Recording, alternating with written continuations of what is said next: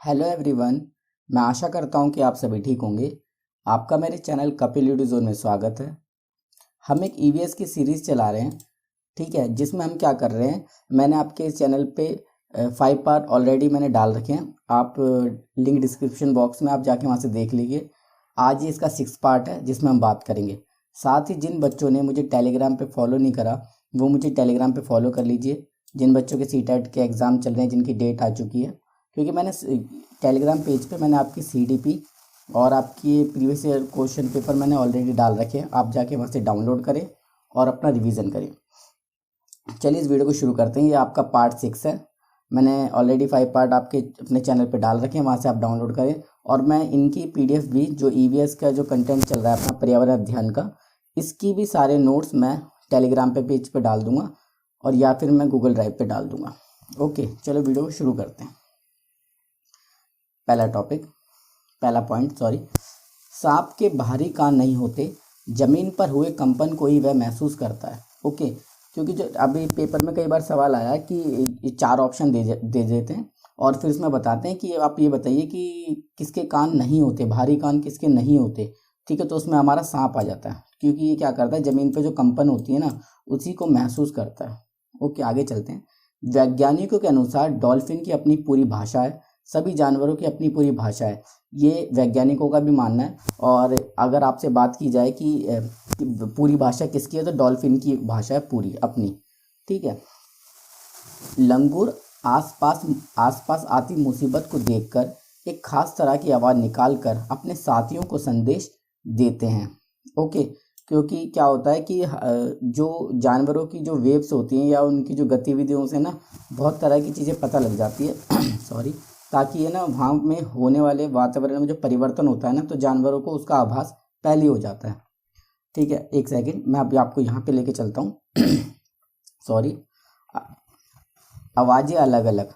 जंगल में ऊंचे पेड़ पर बैठा लंगूर पास आती मुसीबत जैसे शेर, ओके, जैसे शेर चीता को देखकर एक खास आवाज़ निकालकर अपने साथियों को संदेश देता है। इस काम के लिए पक्षी भी खास आवाज़ निकालते हैं। कुछ पक्षी अलग अलग खतरे के लिए अलग अलग आवाज़ निकालते हैं, जैसे उड़कर आने वाले दुश्मन के लिए एक तरह की आवाज़ और ज़मीन पर चलने वाले के लिए दूसरी तरह की आवाज़ निकालते हैं। मछलियाँ खतरे की चेतावनी एक दूसरे को बिजली तरंगे से देती है, जैसे वेव्स होती है ना, तो उसमें भेजती हैं। जैसे बैट्स जो होते हैं, वो बैट्स भी क्या करते हैं, वेव्स आती हैं दीवार से टकराकर या पेड़ से टकराकर वापस आती है, तो उन्हें उसका एहसास होता है कि सामने क्या हो रहा है। ओके, कुछ जानवर तूफान या भूकंप आने से कुछ समय पहले अजीब हरकत करने लगते हैं। जो लोग जंगल में रहते हैं और जानवरों के इस व्यवहार को समझते हैं, वे जान लेते हैं कि भूकंप आने वाला है या कुछ अनहोनी होने वाली है। ओके, तो ये क्या होता है कि जानवरों को पहले आभास हो जाता है इन सारी चीज़ों का। आगे चलते हैं। सुनामी के बारे में, ये पेपर में कई बार पूछा गया है। इसकी डेट सन 2004 दिसंबर में आई सुनामी से कुछ समय पहले जानवरों के अजीब व्यवहार और उनके द्वारा की गई चेतावनियां भारी आवाज़ों को अंडमान की एक खास आदिवासी जाति समझ गई। उन्होंने वह इलाका खाली कर दिया। इस प्रकार इस जाति के लोग सुनामी के कहर से अपनी जान बचा सके। क्या हुआ था, 2004 दिसंबर में जब सुनामी आई थी, तो उस समय वहाँ के जो आदिवासी थे, अंडमान में रहने वाले, वहाँ के जो जानवर थे, ठीक है, अजीब तरह की आवाज़ निकालने लगे, जिससे वो जहाँ के जो आदिवासी थे उन आवाज़ को समझ चुके थे और वहाँ से उन्होंने वो इलाका खाली कर लिया और अपनी जान बचा ली। आगे चलते हैं। ठीक है, डॉल्फिन की यह आपकी वेव तरंगे जो है, मैं कह रहा था आपको, ये भेजा करती हैं। डॉल्फिन भी अपनी अलग अलग तरह की आवाज़ निकालती है और एक दूसरे से बात करती है।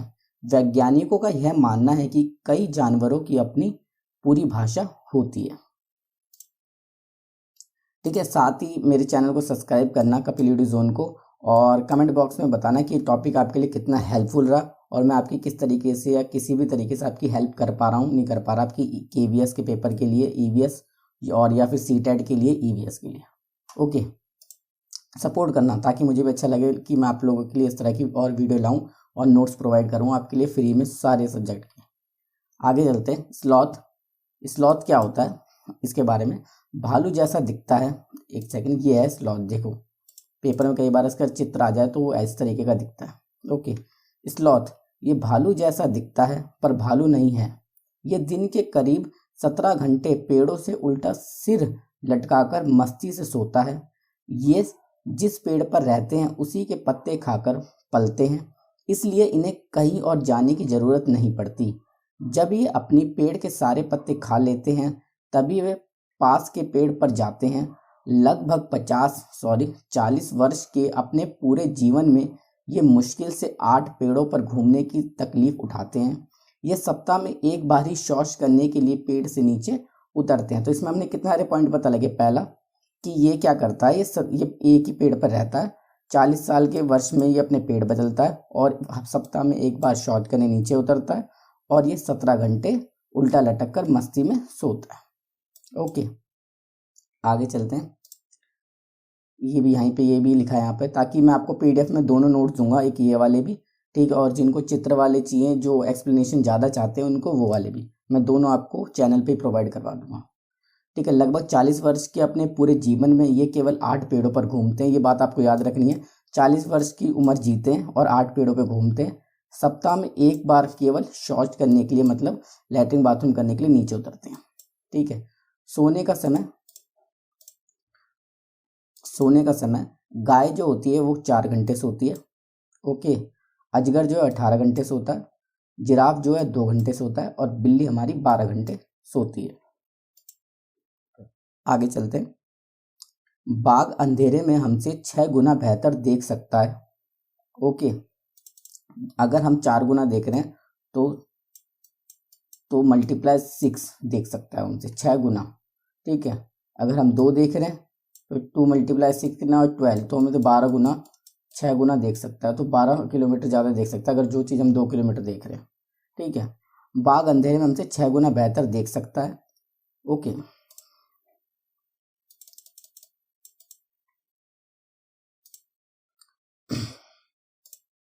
बाघ अंधेरे में हमसे 6 गुना बेहतर देख सकता है। ठीक है, बाघ की मूछें हवा में हुए कंपन को भाप लेती हैं और उसे शिकार की बिल्कुल सही स्थिति का पता चल जाता है। इससे इन्हें अंधेरे में रास्ता ढूंढने में भी मदद मिलती है। किससे? मूंछों में जो हवा के कंपन होते हैं ना, उससे। ओके, बाघ अपने इलाके के मूत्र करके अपनी गंध छोड़ता जाता है। यह इलाका कई किलोमीटर बड़ा हो सकता है। एक बाघ किसी दूसरे बाघ के मूत्र की गंध को झट से पहचान लेता है, फिर उस इलाके में घुसना है या नहीं, यह या तो वह बाघ की मर्जी है। ओके, बाघ मौके के अनुसार अपनी आवाज़ बदलता रहता है। गुस्से में अलग आवाज़ और बाघिन को बुलाना हो तो अलग आवाज़। ठीक है, अगर जो बाघ जो होता है वो अपनी आवाज़ बदल सकता है, अगर वो गुस्से में होता है तो उसकी आवाज़ अलग होती है, और अगर अपनी फीमेल पार्टनर को बुलाना होता है तो उसकी आवाज़ अलग होती है। कभी कराना होता है कि एक दूसरे तरीके की आवाज़ जब हम प्यार से करते हैं, कराना उसे कहते हैं। कभी कराना हो तो कभी गुर्राना, इन दोनों की आवाज़ वो अलग निकाल लेता है। बाघ का गुर्राना 3 किलोमीटर दूर तक सुना जा सकता है। जब कभी अब अगर आप चिड़ियाघर गए हो तो उसमें जो वो बाघ जो करता है गुर्राता है, वो 3 किलोमीटर दूर तक उसकी आवाज़ जाती है। बाघ हवा से पत्तों के हिलने और शिकार के झाड़ियों में हिलने से हुई आवाज़ में अंतर को भाप लेता है। ठीक है, कहने का मतलब यह है कि अगर हवा से पत्तियां हिल रही है और कोई शिकार झाड़ियों में भाग रहा है, हिरन मिरन, तो वो उसको पता लगा सकता है आराम से। बाघ के दोनों कान बाहर की आवाज़ इकट्ठा करने के लिए अलग अलग दिशाओं में बहुत ज़्यादा घूम भी जाते हैं। ओके, आगे चलते हैं। हमारे देश में बाघ और अन्य कई जानवरों की गिनती इतनी कम हो गई है कि इनके लुप्त हो जाने का खतरा है। हमारे देश की सरकार इन्हें बचाने के लिए बहुत से जंगलों को सुरक्षा दे रही है, जैसे उत्तराखंड का जिम कॉर्बेट नेशनल पार्क और राजस्थान के भरतपुर जिले में घाना। इन जंगलों में जानवरों का शिकार मना है। यहाँ लोग जानवरों या जंगल को कोई नुकसान नहीं पहुँचा सकते। तो इसमें मेन पॉइंट हमारा है उत्तराखंड का जिम कॉर्बेट नेशनल पार्क और राजस्थान में राजस्थान के भरतपुर में घाना। तो मैंने ये दोनों मेन इंपॉर्टेंट पॉइंट मैंने इसमें डाल दिए। आपका उत्तराखंड में आ गया जिम कॉर्बेट नेशनल पार्क और राजस्थान का आ गया भरतपुर में घाना। ओके, ये रेशम का कीड़ा अपनी मादाओं को उनकी गन से कई किलोमीटर दूर तक पहचान लेता है। ये हमारा था 4th वीडियो का, ये पॉइंट इसमें आ गया गलती से, या फिफ्थ पार्ट का, सॉरी 5th पार्ट का पॉइंट है ये भी। चलो ठीक है, आपका रिवीजन हो जाएगा, इसीलिए आगे चलते हैं। ठीक है, नाग गुफन ऐसे डिज़ाइन, रंगोली, कढ़ाई और दीवार को सजाने के लिए सौराष्ट्रीय, गुजरात और दक्षिण भारत में प्रयोग किया जाता है। ओके, अब आप बोलोगे कि ये क्या होता है, नाग गुफन जो होता है ये होता क्या है, ये कैसा डिज़ाइन होता है। ठीक है, इसलिए मैंने आपके लिए PDF में इसको डिज़ाइन डाला है, ये रहा, एक सेकंड, ये होता है, ये डिज़ाइन होता है।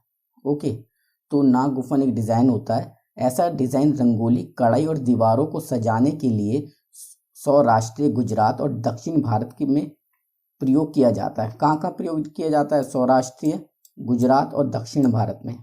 ओके, नीचे की तरफ, जो नीचे हमारा दक्षिण भारत है इस तरफ। ओके, और ये इसमें क्या होता है, कढ़ाई होती है और दीवारों पर रंगोली बनाई जाती है, ये आपको याद रखना, ये डिज़ाइन है इसका। आगे चलते हैं। कालबेलिया सपेरों की एक जाति है। कालबेलियाई नाच में भी सांप जैसी मुद्रा होती है। ठीक है, तो एक सेकंड, अब इधर आते हैं। ये होते हैं कालबेली लोग, ये होते हैं जो सांपों को पालते हैं उन। ठीक है, कालबेलियाई उन्हें कहते हैं जो सांपों को पालते हैं, उनकी धुन पे नचाते हैं। ठीक है, इन कालबेलिया कहते हैं। मैं सांपों को अपनी बीन की धुन पर नचा सकता हूँ। यह कला मैंने अपने लोगों से सीखी है। हमारे लोगों को कालबेलियाई कहते हैं। ठीक है, तो ये क्या करते हैं, ये क्या होती है, इनकी बीन होती है, इससे सांप को नचवाते हैं। ठीक है, इन्हें कालबेलियाई लोग कहते हैं। आगे चलते हैं। ठीक है, कालबेलियाई नाच में भी सांप जैसी मुद्रा होती है। तो कालबेलियाई नाच जो होता है वो ये, एक सेकंड, ये होता है। ठीक है, कालबेलियाई नाच की एक मुद्रा, तो इसमें सांप जैसी मुद्रा होती है। तो आपको ये बात याद रखनी है, जैसे सांप करते हैं वैसे एक मुद्रा होती है कालबेलियाई नाच में। ओके, दोनों पॉइंट क्लियर। अगर कोई डाउट होगा तो आप प्लीज़ मुझे कमेंट बॉक्स में बताना, मैं आपके टेलीग्राम पे या उस पर एक और वीडियो लाके आपके सारे डाउट क्लियर कर दूंगा। बाकी तो आप PDF में आप वीडियो देखोगे तो आपको ईजिली सारा सब कुछ समझ में आ जाएगा। मैंने बहुत शॉर्ट में नोट्स बनाए हैं ताकि आप ईजिली कर पाओ। ठीक है, बीन, तुम्बा और खजरी और ढोल, ये इनके वहाँ पर एक त्यौहार है जो बजाए जाते हैं। ठीक है, कालबेलियाई में ढोल के अलावा तीनों बाजे सूखी लौकी से बनाए जाते हैं। सूखी लौकी आपको पता होना है, जिसकी आप सब्जी बनाते हो तो सूख जाती है, जब वो सूख जाएगी तो वो खाली हो जाती है। तो बीन, तुम्बा और खजरी जो होते हैं वो सूखी लौकी के बनते हैं, जबकि ढोल किससे बनता है, वो बनता है खाल से। ठीक है, खाल जो दोनों तरफ खाल लगाते हैं उससे बनता है। ठीक है, मैं आपको इसका चित्र भी दिखाता हूँ। ठीक है, ये सारे हैं, बीन है, इसमें बीन भी है, तुंगा भी है और खजरी भी है और ढोल भी ये रहा यहाँ पर होगा। ठीक है, तो बीन, ये से कहते हैं बीन पार्टी के बाजे। ओके, बीन, तुम्बा और खंजरी और ढोल, जो ढोल के अलावा बाकी तीनों बाजे सूखी लौकी से बनाए जाते हैं। ओके, खंजरी और ढोल, मतलब ये जो तीनों आपके पेपर में आपका आ जाए आपके पास, तो आपको ये याद होना चाहिए कि जो बीन है और तुम्बा है और खजरी है जो, ये हमारे किससे बनते हैं, सूखी लौकी से बनते हैं, जबकि ढोल है वो सूखी लौकी से नहीं बनता। आगे चलते हैं। हमारे देश में पाए जाने वाले सांपों में केवल 4 तरह के सांप ही जहरीले होते हैं, ये बात आपको पता होगी। ठीक है, इसमें कई बार पेपर में पूछ लेते हैं 4 तरह के सांप कौन कौन से हैं, तो तीन दे देते हैं गलत और एक सही दे देते हैं। तो इसमें हमारा सबसे जहरीला सांप है नाग, ठीक है, कैरत, दुबोइया और अफाई। ठीक है, सांप के 2 खोखले जहर वाले दांतों से व्यक्ति के शरीर में जहर जाता है। ओके, तो मैं आपको बताता हूँ ये इनके बारे में भी। ठीक है, हमारे देश में पाए जाने वाले सांपों में केवल 4 तरह के सांप ही जहरीले होते हैं। ये नाग, कैरत, दुबोइया और अफाई। ठीक है, इसमें देखो अफाई ये वाला सांप है, कैरत ये वाला है और दुबई ये वाला है। ठीक है, दुबई और नाग ये वाला है। सांप जब किसी को काटता है तो उसके 2 खोखले जहर वाले दांतों से उस व्यक्ति के शरीर में जहर चला जाता है। इस जहर से बचने के लिए ही उपाय है कि जिस व्यक्ति को सांप ने काटा है उसे तुरंत जहर के असर को खत्म करने वाला दवाई मतलब सीरम दिया जाए। और आपको ये पता होना चाहिए सीरम किससे बनता है, ठीक है। तो आपको इसमें अभी मैं बताता हूँ। यह सीरम सांप के जहर से ही बनाया जाता है और सभी सरकारी स्वास्थ्य केंद्र में मिलता है। तो इस टॉपिक में हमने इस वाले में 4 सांप जहरीले होते हैं, उसमें क्या क्या बातें सीखी। पहला इसमें नाग, कैरत, दुबोइया और अफाई, ठीक है। ये हमारे 4 सांप हो गए। और अगर ये काटते हैं तो हमें सीरम लगाया जाता है, ठीक है, इससे बचने के लिए। और सीरम किससे बनता है? सांप के जहर से बनता है। ओके, तो ये हमारा आज हमने ये टॉपिक क्लियर कर दिया।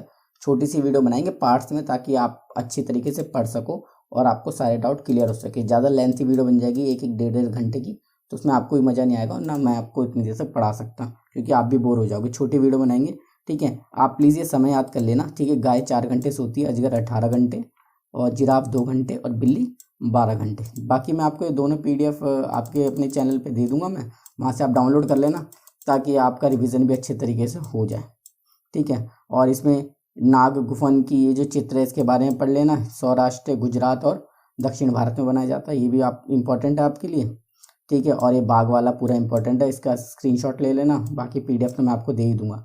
साथ ही इनके नींद वाले जो कौन कितने कितने घंटे सोता है इसको भी आप कवर कर लेना। और स्लॉथ भी इम्पोर्टेंट है, ठीक है। 17 घंटे सोता है, सप्ताह 40 वर्ष में 8 पेड़ बदलता है और सप्ताह में 1 बार शौच करने के लिए नीचे आता है स्लॉथ, ठीक है। बाकी और तो कुछ इंपॉर्टेंट था नहीं इस वीडियो में। आज की सिर्फ वीडियो में इतना ही। और चैनल को सब्सक्राइब करना और वीडियो को लाइक करना। साथ ही मुझे बताना है आपके लिए ये टॉपिक या मैं आपकी हेल्प कर रहा हूँ आपके लिए कितनी हेल्पफुल रही, ठीक है। और टेलीग्राम को फॉलो कर लेना, ठीक है, ताकि आप वहाँ PDF ले सको। मैं आपकी हेल्प के लिए ही बोल रहा हूँ, ठीक है। आज की सिर्फ वीडियो में इतना ही। मिलते हैं नेक्स्ट वीडियो में नए टॉपिक के साथ, नए उमंग के साथ। और अब मिलते हैं पार्ट 7 में, जिसका पार्ट 7 आएगा अब उसमें मिलते हैं, ठीक है। Bye, take care.